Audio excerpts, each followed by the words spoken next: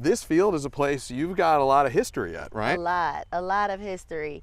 I've been affiliated with GAA, Grayson Athletic Association, for about 11 years now. And you got two boys. Yes. Both athletes. That's right. Sports are in your family. Yes, we bleed sports, yes. School's back in session now. It is. When you look around at a field like this, what goes through your mind?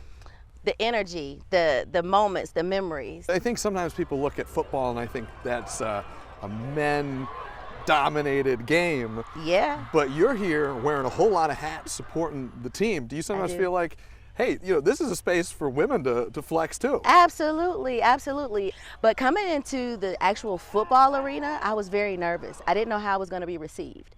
And then I never forget it, my mentor that brought me in, Scott Bryant, he's actually even more, generationally been around longer than myself. He said, Bree, you've got it. I'm like, but I'm a girl. He said, what does it have to do with it? It's kind of like, you don't have to necessarily, I can't coach, but I can run the heck out of the program. And everyone says, do you get paid to do this? And I'm like, what? No, we get free 99. My payment is the hugs and the thankfulness and the smiles on the faces that I get from my kids. I tell everyone, I've got 2 kids that I actually birthed, but I've got 300 that I've adopted.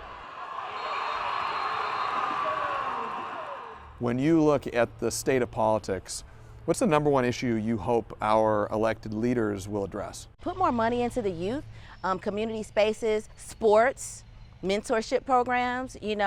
I feel like if we want to build like a stronger foundation, we have to help them get a stronger future, and it starts now. What do you worry the most about? I worry the most about the division when you look at like the political leadership level, because I feel like I know our kids deserve to see unity instead of chaos, and they mirror what we do and what we say and how we react and how we act. So, I feel like I would love for the political leadership, in whatever office, to come together and be as one and stop all the fighting and the bickering. We always end with this question. What are you most optimistic about? Oh gosh, I know I'm sounding like a broken record here, but I'm so optimistic about our young.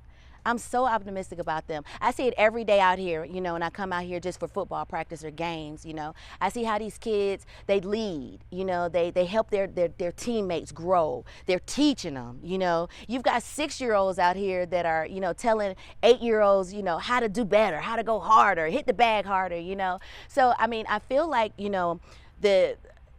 our youth is what's gonna be, it's our future.